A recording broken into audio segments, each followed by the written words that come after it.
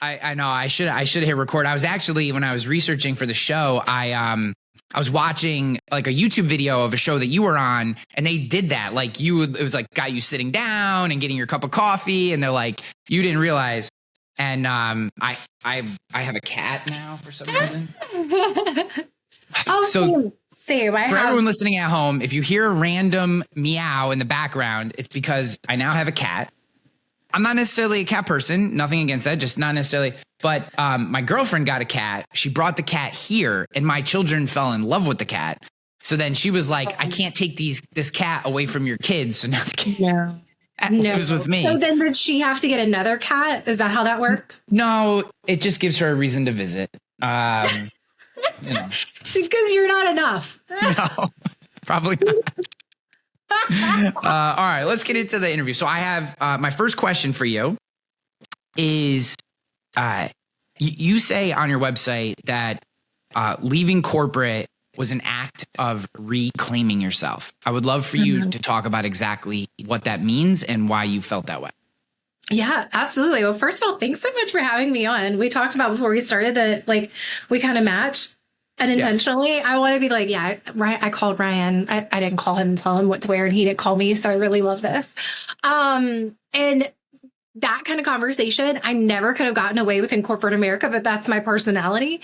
So I say, yeah, I am a corporate dropout. I used to be so ashamed of that because I felt like I just completely failed at my last corporate job. And by that, part of that was, yes, I lost my identity. I was trying to fix myself into this.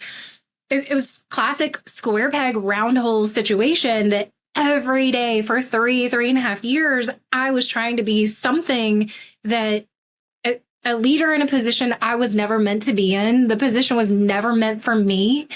I took it because it kind of seemed like the right fit at the right time. And I was chasing money.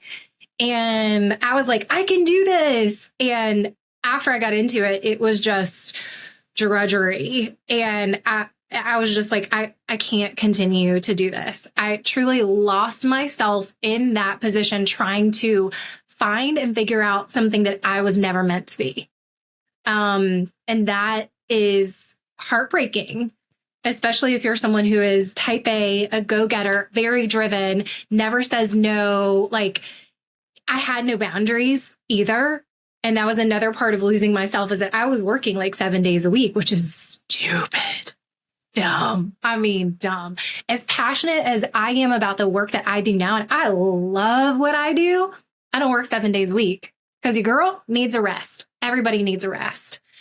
So yeah, I was just so unbelievably lost. And I'm so fortunate that I was able to kind of reverse engineer finances and what I was doing to be able to leave that job, thankfully, and figure out who I am again. The good news is that you're in good company. I'm also have dashed myself up against the rocks of corporate America multiple times, only to realize that I was not built for that world. And I think to your point, what I found myself doing was getting good at playing the corporate game versus getting good at what I was supposed to be doing in my role. It was like, how do I play politics around this person? And how do I position myself here so that the thing that I want gets done? Not, let me create the best thing in the position that I was in. Let me focus on my work. Let me dial in. It's okay. If I want to get this little thing here and take this territory and add more head count, I got to come around here and smooth this person. I'm like, and I found the same thing. I'm like, I don't want to do an all thing. Most of these people are assholes. Like, I don't even want to, like, I got to kiss this guy's butt and I got to go to her cocktail party and I got to be on this task force. And I'm like, I don't want to do any of those things. Like, I hated every second of it. And the part that I would love for you to dig in a little more is I also felt shame when I not fitting into that world. I felt like, well, all the people everyone admire have these, CMO of this position or CEO of this company. And that's how you get known. And that's how people respect you. And when I couldn't fit into that world after multiple tries, I had that shameful feeling of like, what's wrong with me? So like, how did you come through that? Did you have good mentors? Did you do mindset work? Like, how did you come through that kind of natural evolution of feelings to get to where you are today?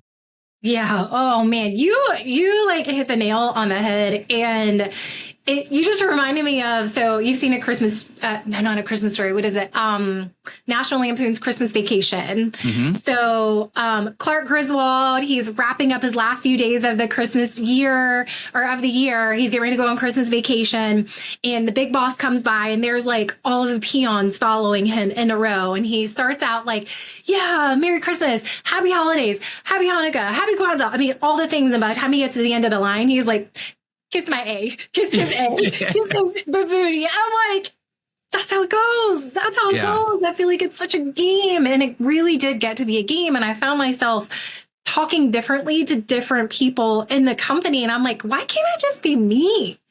I just want to be me. And so, Ryan, I kid you not. So when I left that job, I put my head in the sand for a few weeks. And meaning that, like, I just kind of like sat on the couch and I was like, I can't bell right now. I'm not even at my best to bell enough. And that is not me. So I needed to rest. I just needed to rest. So I allowed myself that grace period just to rest. And thankfully, like, I was able to do that. I know, like, my husband and I don't have children, so I didn't have like that to continue or to contend with. I mean, being a parent is hard. It is hard. Yeah. And then, so I was able to like feed myself and clothe myself and take care of the basic necessities and figure it out. And I know that was all God's planning. It was his divine timing. It was his plan for my life to be able to do that. So I did it for a couple weeks, and then I was like, okay, I know I can do this again. So I started just kind of networking again and talking to people. The more I was really open and honest with how I was feeling, the more of those similar stories started coming out. And I started talking to more entrepreneurs and people who are really trying to break out of the corporate world and saying, I started asking those deeper questions. I wasn't afraid anymore to ask those deeper questions. I wasn't afraid anymore to be like, what if? What if I leave? What if I fail? What if I tank? I just started asking them those questions, like, how are you feeling? How does this make you feel? I wanted to really get to the core of like finding my tribe. Honestly, we all want to find someone who is similar to us. Like, please acknowledge that my feelings are legit, like legitimize my feelings right now of what I'm going through.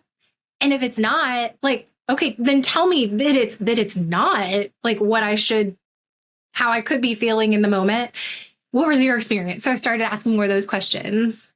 I just allowed myself to rest. And then I put myself back out there. And by the grace of God, I got positions, like contract jobs, and which was great. And I was like, oh, I think I can do this, dude. And then, bro, let me just say it like kiddos say it, bro. COVID hit. Had I known that COVID was coming, I probably would not have had enough gumption to leave my job. I would have still been there. I would have suffered through it. But I just took it as an opportunity, like, hey, the world is shutting down. I can figure out a business to make this work now because I know I can do my job from just about anywhere. You don't need me sitting in your office. You don't need me to hold down real estate that you don't want to pay for anyway to have a position to do my job with excellence. So yeah, I got my feelings validated, had a good cry, got a snack, put my big girl panties on, straightened my crown, and kept going. I love that. Yeah. I don't know how I didn't know this before, but there's one phrase in the Bible that is written 365 times, and it's "Do not be afraid." Mm-hmm. Do not be afraid is written 365 times. And I don't think that 365 times is a coincidence, right? Yeah. It's every day. Do not be afraid. He will guide you. Mm-hmm. And I think the fact that faith is such a large part of both your business and your life is incredible. I think that more people, I hope more people have the strength, the guts to talk about their faith and to integrate their faith into their business, whatever that may be. Right. I try to as much as I possibly can. How has that aspect, how has faith played a role in guiding this new chapter? Right. It's all over your website. It's part of your message. I've heard you mention it many times in other places. Like, it's obviously a huge part of your life. And how do you use your faith to guide you through, becoming an entrepreneur, coming out of the corporate world? Yeah. Yeah.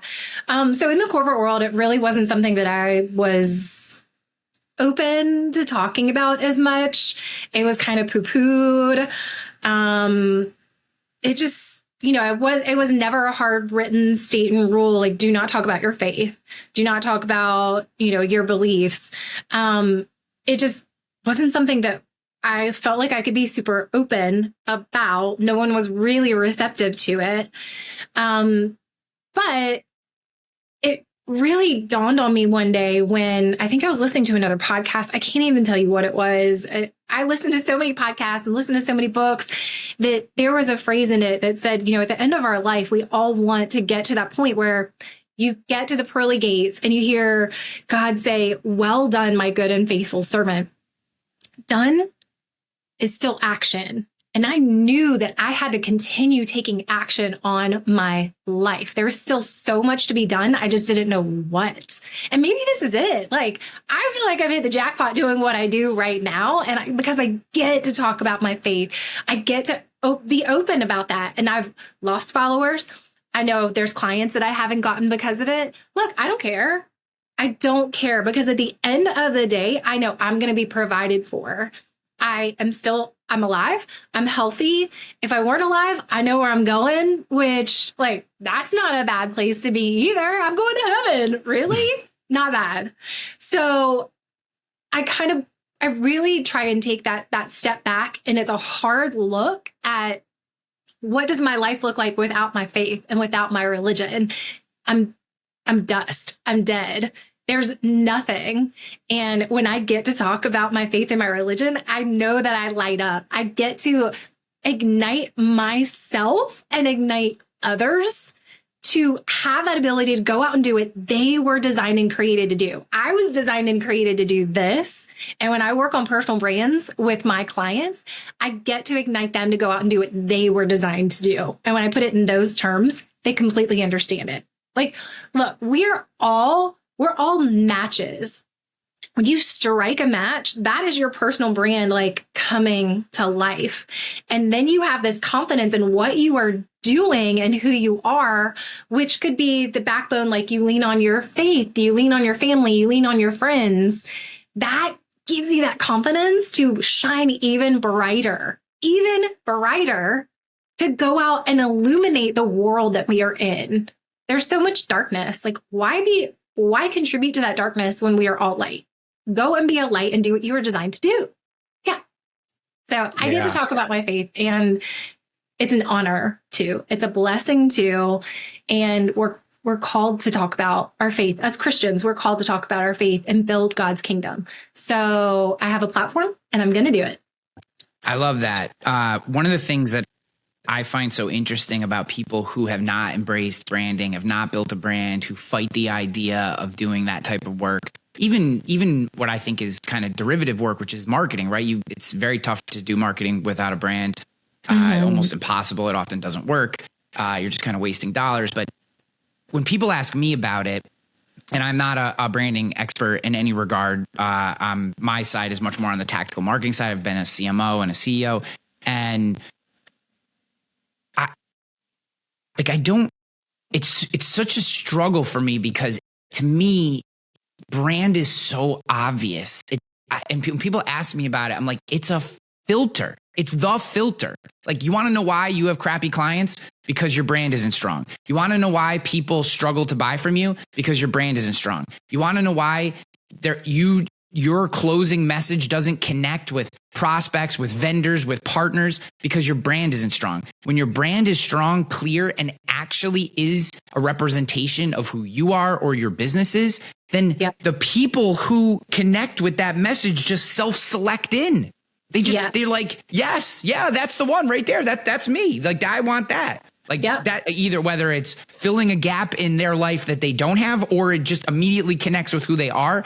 And it's so obvious to me, yet so many people struggle to grasp that concept. Why do you think that is? Like, why is it that companies will go spend, $100,000 on a marketing campaign with a brand that's mushy and gray and all over the place and antiquated, and then they wonder why they're getting this terrible ROI when it's no one knows what to connect to, right? Because you spent money on a fancy graphic for a Facebook ad. Do you think that's just going to change everything? Like, what is it about the concept of branding that it feels like people either get it or they don't? And how do we start to turn the people that don't into believers? Right. I mean, that is an amazing question.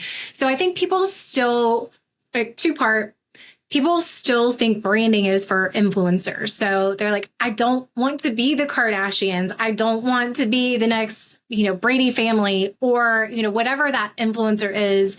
They don't think that they want to be that influencer status. When I say influencer status, I don't want that either.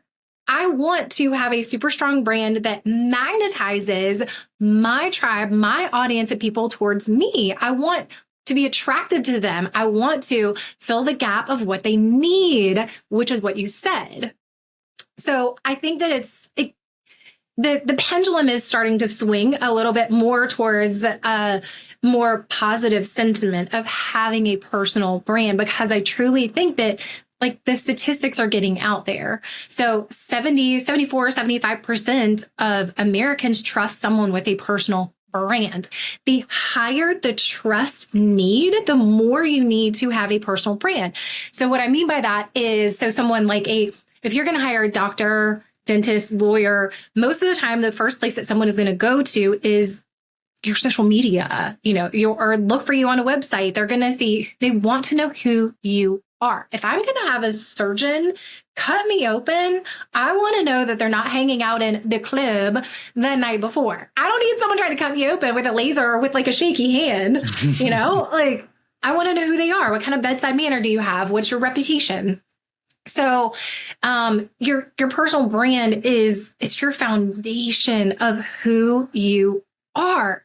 And most people still have that idea that they don't need a personal brand because they aren't an entrepreneur. They aren't a small business owner. They don't have a product or service that they're selling for themselves. When in fact, the opposite is so true.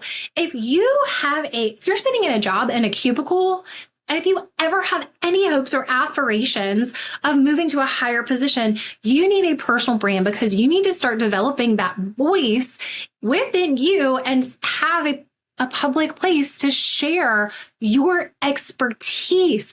You need to show that you're an expert in the industry. So also, I think that having a personal brand is extremely important for teenagers. Look, I have nieces and nephews who are teenagers now, and while I'm not a huge advocate for them being on social media, we can talk about that in a little bit, because social media can be very dangerous, but it is a way for them to start building their digital footprints and their digital resume. And they need to do it in a way that is well thought out, starting when they are young. Look, I didn't have social media growing up. Thank the Lord. I didn't have social media growing up, because so many stupid things would have been captured that now that stuff follows you. It's never permanently erased. So if you want to get into college, get that job, I've turned down people for jobs because they looked great on paper on their resume, but I looked at their social media and I was like, nope. I can't work with that, and I'm not going to. So developing your personal brand is the foundation of who you are. It allows you to show your expertise in whatever industry you want to be in, to talk about, to show. And your marketing is all the pretty things. It's the aesthetics of your brand, which will rarely, if ever, be right if you don't have your personal brand completely solidified. It just won't. You can spend hundreds of thousands of dollars on your logo, like you were talking about, but it just won't be right unless you know who you are. Yeah. So your personal brand is your idea. No, I love your idea of almost like brand training for teenagers so that they have a clear picture of like, because the company I just exited from a company in November of last year. And, you know, we were constantly hiring. I never wanted to see a resume. I just assumed that like, look, like you're interviewing for the job, like you're probably like a reasonably intelligent human being, or it was insurance industry. So the bar is pretty low. Sorry, all my insurance friends. But you know, what I wanted to see was like, who is this person? Are they going to come in and be a problem? Like, are they going to go all like, you know, wokey on us when they get in here? Are they going to cause problems? Are they, you know, like, what are they doing? Are they going to take a ton of time off? Like, you know, we're a startup. Like, maybe in a company of 1,000, that's perfectly fine. It's all good. But like, this is grind time for us. And when we're hiring people, we're telling them like, you're not going to work 7 days a week. So I completely agree, but you're going to have to put in a solid 45, and those 45 are going to have to be dedicated hours. Like, you can't be screwing around. Like, we need to get things done. Yes. And we could go to their social media profiles and you would have a real clear picture. Like, maybe they work out a lot. Maybe they have a hobby they're super into. Like, I don't need to know you're great at the thing I need you to do today because I can train you for that. I need to know you have the skills, character, qualities of someone who can become good at my company.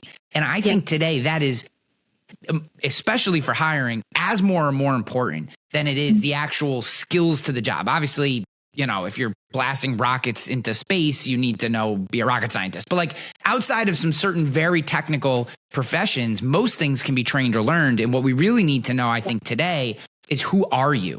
What am I getting? Right. And our company cultures today, especially in a remote world, and I'd love your feedback on this. In a remote world, your brand is oftentimes goes hand in hand with your culture. And if it doesn't, that causes all kinds of problems. But if it does, your brand is going hand in hand with your culture. So if you have a brand that represents who you are and that matches the culture, then the types of people that want to work in that environment, they're the ones that interview, right? I have a lot of friends that say, especially in the insurance, I came out of the insurance industry. That's kind of the industry that I've been in for the last 20 years. And every little boy's dream, just so you know. The problem is you develop this. Here's the thing. One, insurance is phenomenal. I love busting chops, and everyone who's in the industry that listens knows that it's fun to make fun of ourselves. But you develop this arcane like language, like there's like a language to insurance that once you learn it, it doesn't apply anywhere else. So like if I were to take, it's not transferable in any regard because the words are used. It doesn't matter. But here's my point. I have all these friends and people, and I get asked to speak a lot, and they'll be like, oh, you know, you say all the time that hiring is easy. And I was like, yeah, hiring was easy. And they're like, wow, we can't find anybody. There's no good talent out there. And I was like, that's because your brand blows. Who would want to work there?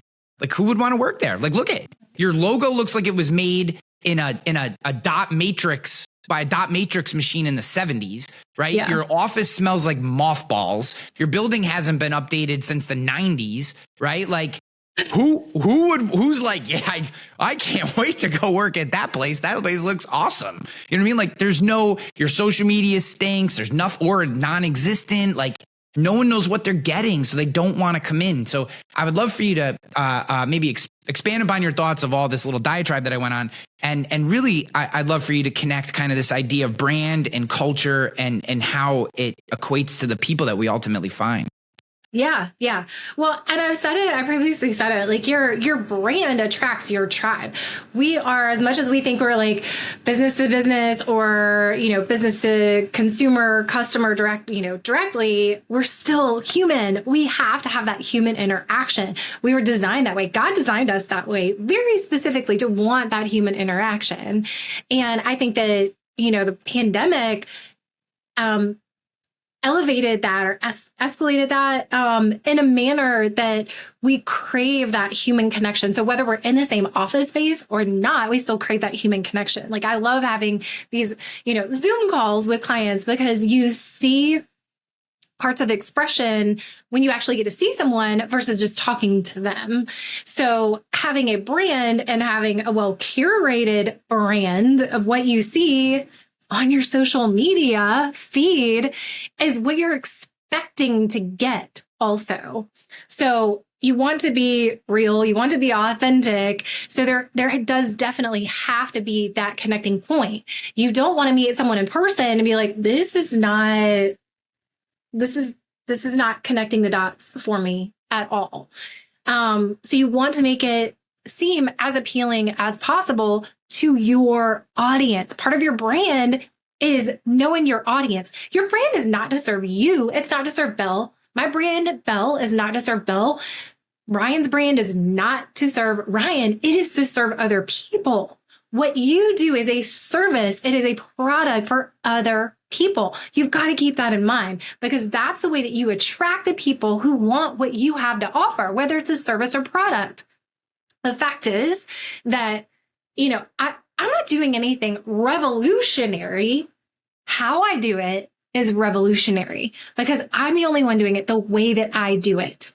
And the same with you. So I'm attracting the people who are like-minded, who have something that they want to re-engineer, reconfigure within themselves because they see something in me that they want a part of that if they're not already like it. Or I attract people who are like me. They're like, well, I have this, I just don't know how to bring it out on social media. So we all want that human attraction. It is that human attraction that really brings us together. And if we're not serving others and showing up in that way, we're never going to attract them. So do it in an attractive manner to attract other people. And everybody's attractive manner is different. Mine is, I put some mascara on and lip gloss on and I love clothes. So I dress in a way that attracts my audience. Your audience is different. Everyone's audience is different. So they are seemingly okay with me wearing a dirt brown sweatshirt while I interview people. Although I think we agreed it's called earth tones, but yeah. Earthy tones. Earthy tones. Yeah. Well, I want the audience to stop for a second and go back and I'd love for you to expand on this thought because this is so powerful and I love the way you put it. What you're doing isn't what makes you unique. It's how you do it because it's specific to you. Can you expand on that particular thought? Because I think that nuance is so incredibly important and very powerful. Yeah. Yeah. So, there's thousands of other people out there doing what I do, honestly. Again, like I'm not Elon Musk. I don't have that brain. I'm not sending rockets into space. I'm fine with that. But I am one Belle. I'm only one Belle. So how I do something truly is it's my personality. It's how I come to life. It's how I get to illuminize myself that I get to then shine that light onto other people. It's what sets me apart. It's my uniqueness because of my personality. It's how I speak. It's the tone that I speak. It's, I'm a little bit jovial with most of my life and I'm bubbly. So I attract those people who want that. And consequently, I repel the people who don't want that. And that repelling was a lot of in the corporate world. I did great in an agency environment. I've worked in an ad agency environment and I did great in that environment because we were so creative and we were always thinking. And there was a lot of other people in that environment like me. We were all like-minded and we got the job done. But a corporate environment, the corporate environments that I was in, it was a little bit more buttoned up. And that just was really confining to me. So I wasn't able to really have the Belle personality every day and in every situation that I wanted. So I knew like there was something that I was repelling it. Like internally, I was repelling it. So I knew that came out in an external manner.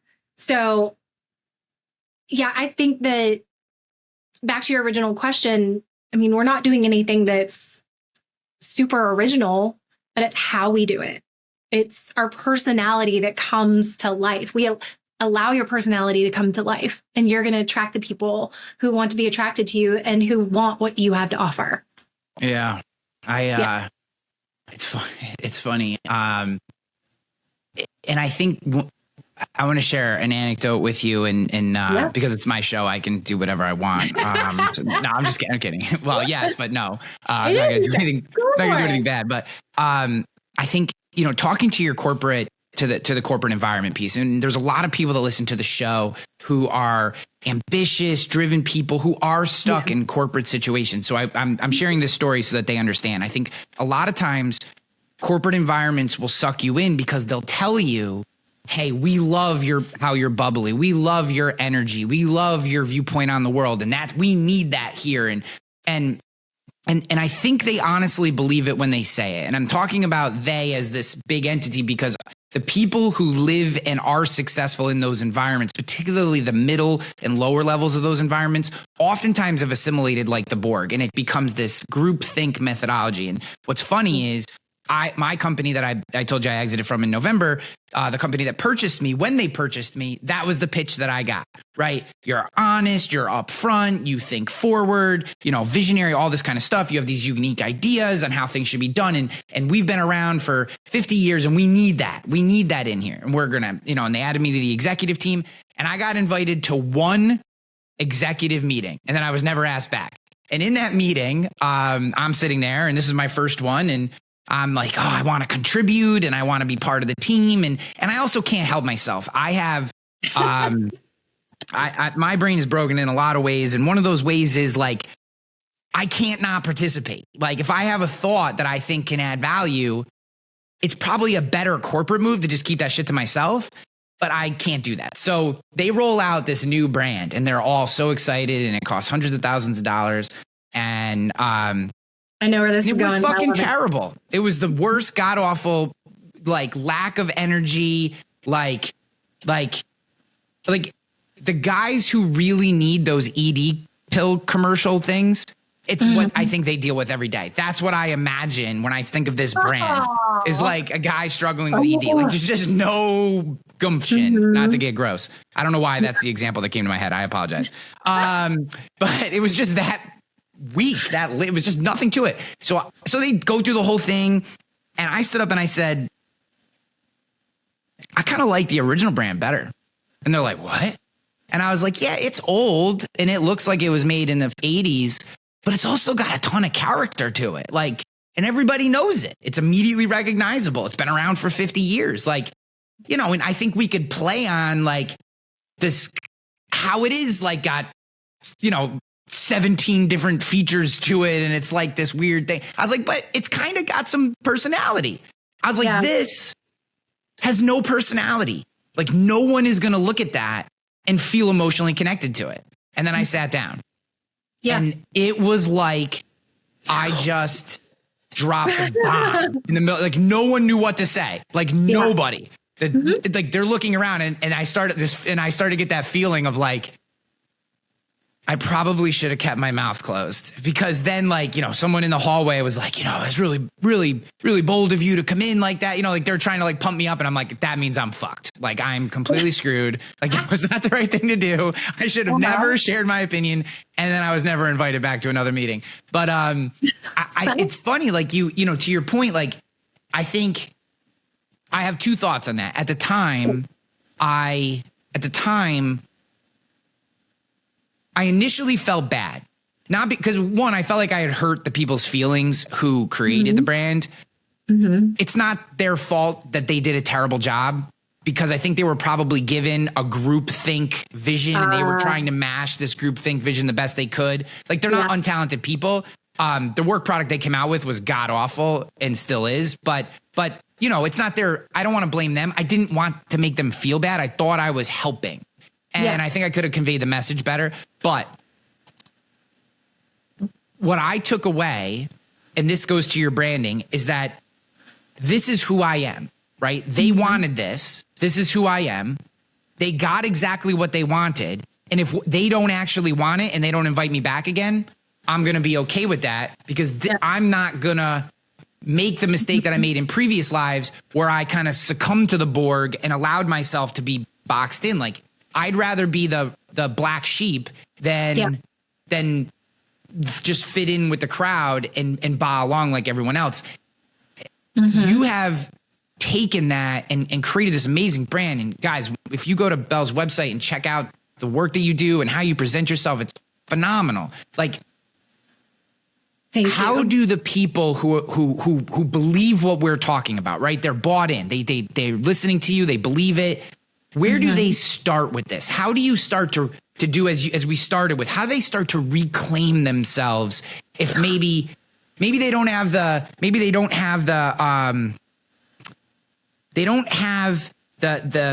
full power today to go all the way, right? They're not just going to jump out of their corporate job today. They're not really going to make that move, but they want to get started. They want to start to build. And I know you're not advocating for that, but right. They want to get started. How would is it start playing around with an Instagram channel? Is it maybe start journaling? Like, how do they start to kind of get their hands around what they would want their brand to be and to play around with it a little bit? Yeah. Well, let me back up just a second. And there was something that really hit me. It just like, stick the knife in and twist it and pour salt in it and all the things. First of all, if someone asks you your opinion on something, they have got to be prepared for what you say. You can have your delivery be honest and kind. And I mean, I learned that one the hard way in my 20s because I did something very similar. I was in an ad agency and the designers asked me what I thought of an ad. And I was just like, yeah, I don't get it. Like, I could have been a little bit more tactful, but I was like, I don't get it. And they were like, what do you mean you don't get it? And I was like, I don't get it. Like, I know the brand, but I don't understand what you're trying to say with this ad. And so again, I could have been a little bit more tactful, but I knew I hurt their feelings. Like these were senior designers. They'd been around the block many times, knew what they were doing, created award-winning campaigns. And this just missed the mark. Because they were like, what do you mean you don't get it? I was like, I don't get it. And so they restarted. But if someone asks your opinion, tell them what you think and be kind. You can still be honest and kind in your delivery. If you're not invited to any more meetings, fine. But I was just so triggered by what you said because I have done the same thing so many times. I haven't been invited back to those meetings and my feelings were hurt because I wasn't invited back to those meetings, but I've since had time to reflect and go, I wasn't invited back because I gave them my opinion. I'm not a yes man. I'm not. And if you want to hire me to work on your personal brand, like I will be friends with you. I will love you. I am your biggest cheerleader because I want you to succeed, but I'm not your yes man. I have done that for so many years and I know what it's like. I know what it's like for people just to say yes to me. And I'm like, no, I want you to be honest. So always be honest. You've got to be honest with yourself. So let me answer your question. If you feel like you have something else in you, like if there's another product or service that you want to go in on, start small. Look through your Instagram feed, your Pinterest, all of your social media follows a very specific algorithm. It feeds you the things that you are interested in. So can you find a common thread of what you're looking at that's something that you're interested in from a business perspective? You want to look at those things. When I left my job, seriously, my last corporate job, I was a shell of myself.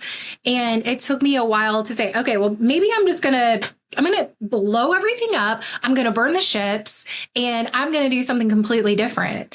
And I was like, what do I want to do? And I never landed on something that I really felt as passionately about as marketing and branding. Like it's in my DNA. It's in my blood. I'm one of probably the very few people who went to school for something and is still doing something in that vein. So it just took me a while, like take a minute, breathe. And like, what do I love? No one's asking you to do it for the rest of your life. Come on. We don't live in that generation anymore. I mean, my parents stayed in their jobs for 30, 40 years. No one's asking you to do that anymore. You have an opportunity to do multiple things, but also don't hop around every year or so, or every 6 months. Figure out what you really want to do and have your why. What is your why? I do what I do because I want other people to go out and do what they were designed to do. with excellence, with an impact, making an impact to build God's kingdom. That's my ultimate why. This is why I was designed. So just take those baby steps. Like, it doesn't have to be anything massive. Create a vision board. Like, there's nothing wrong with creating a vision board, but have actionable steps to make those things come to life. People will allow you to work for them for free. Believe it or not, they will allow you to do this. Some places will give you a little baby paycheck, or there's some perks to doing something.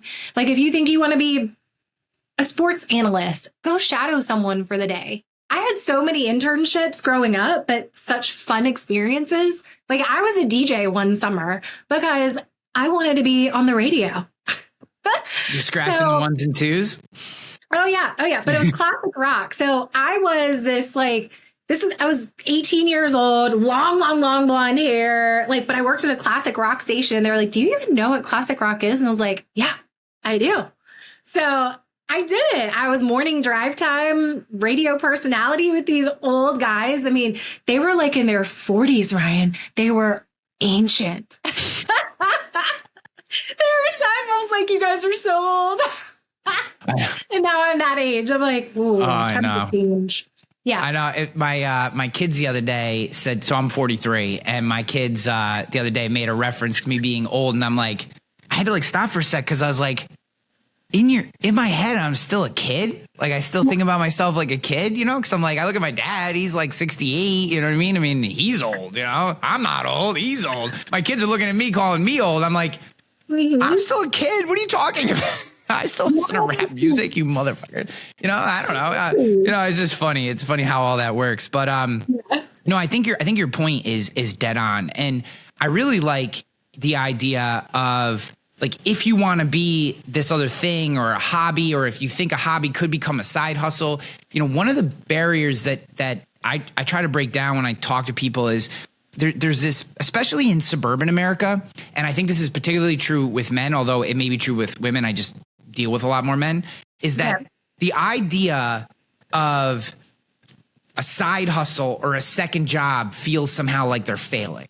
Right. Like because I had a buddy, actually, the sports analyst thing is what picked this up for me, is he really loves sports and he likes talking about sports. And he's like, I've always wanted to do an Instagram channel where I broke down, I think he's like a Giants fan or whatever, but not just them. And I just was like, so go do it. And he's like, what? And I'm just like, dude, this is I was like, this is like the easiest thing in the world for you to do. Literally you need a tripod for your camera. It'll cost you $2 on TikTok. And you literally have everything you need to do analysis of games and throw it up on Instagram and see if people like it. Here's the best part. Do it for 6 months. And if no one likes it, guess what you can do? You can just shut it down. And if they like it, this is like your favorite thing. And you can, like you said, you can test branding, and that's the beauty. I feel like people, because of the long and I'd love for you to maybe just expand on this as we kind of run to the end of our conversation here, because I sometimes get the sense from people that the permanent nature of what we put online, that every single thing we put up needs to be curated and on brand and perfect, and when you look at the people who grow the fastest, who have the most influence, the most, engagement with their content, they have some of that curated, highly produced stuff, but it is always mixed in with look at Gary Vaynerchuk. This dude tests more crazy ideas in social media and he just throws it out there. And he'll even tell you some of the stuff doesn't work. And then he just doesn't do it again. And it's still out there. The crazy post that didn't work, it's still sitting in his feed. Yeah. But no one cares. And I guess, I don't know that I even have a question coming out of that. I feel so passionately about just do something. There's no reason to sit every day with this anxiety and this sense of miss between, someone asked me one time, actually, it was my son, my older son. My kids go to a Catholic school, and my older son enjoys the faith side of it. My younger son does not, but my older son really enjoys the faith side of it. And he was asking me like, what do you think hell is, Dad? Do you think hell is like really like a pit of fire? And I said, no, I do not. I said, I think hell is when you get to the gates of St. Peter, the version of you that God intended is standing there waiting for you, and you have to measure yourself against it. Mm-hmm. And hell are the people who look at what they could have been and can't handle the difference. Yeah. And I don't know if that's true or not. That's just the way that I visualize it.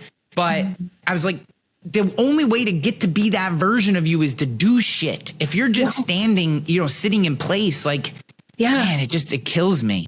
Yeah. Yeah. Same. I don't sit still. Like there are moments where I'm like, okay, I need a break. Like, so I ran this past year. This was my husband's challenge, and I somehow adopted it along with multiple of our other friends. He was going to run the Spartan trifecta this year. Do you know what the Spartan races are? Yeah. Yep. Okay. So it's like running mixed with all these obstacles. And so our goal was to do the trifecta this year. So we did the Beast this past weekend, which was basically a half marathon with 30 obstacles. So we did that Saturday. So Sunday or yesterday, I was like, I need a minute. I just need to like sit down and veg out for a second. So I did that. Like, let yourself rest. But if you have an inkling of something that you want to try, what is the worst? Ask yourself, what's the worst that could happen? What is the worst? Are you okay with that? Are you harming yourself? Are you harming others? If the answer is no, okay, then go try it. Like, life is too short. You could create something amazingly beautiful that is going to impact other people's lives. Like, because I took a chance on adopting my husband's goals this year, I have deeper friendships because of it, because our friends did it. Like this beautiful group of people who I know if I needed them at 3 or 4 a.m. in the morning, they would be here immediately. So without saying yes to something, like I don't know if I would have developed those friendships in that manner. Same with the business that I have right now. If I hadn't have said yes, then I wouldn't be here. I'd be in another job, not as happy as I am right now. I would be thriving. I know I would be thriving, but not like I am right now. Like, look, I'm not the richest person on the planet, but I am so rich in happiness and I'm so fulfilled by what I'm doing. And I love what I'm doing so much that the money is a byproduct of that then I get to use in different manners to go influence others and build God's kingdom. Like, win-win. Win-win. Go do something. It's not permanent. If you hate it, it's just like the example with your friend, like do it for 6 months. If you hate it, shut it down. Okay. What did you lose? Nothing. He probably ended up learning more about the industry, and someone might end up picking him up for a full-time job on that one day. Okay, great. Yeah. Like, be passionate about something, just anything, pick something, be passionate about it and go do it. We've got to stop being so lazy and having a second something, whether you're passionate about it, like having a second passion, like that's not a failure. It's because you have something that you want to better yourself as a human being and impact others in a better way too. It's a service. Here you are. Again, it's a service. Go serve. There's nothing wrong with that. How are you losing? How in the world? Someone tell me, how are you losing? You're not. No. Belle, this has been incredible. I appreciate you. Huge fan. Where can people find more about you, connect with you, and get deeper in your world?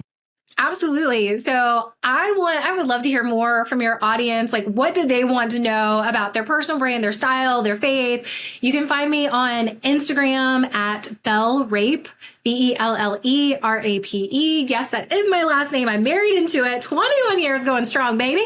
And so you can find me there. And on my website, it's blueprintbybelle.com.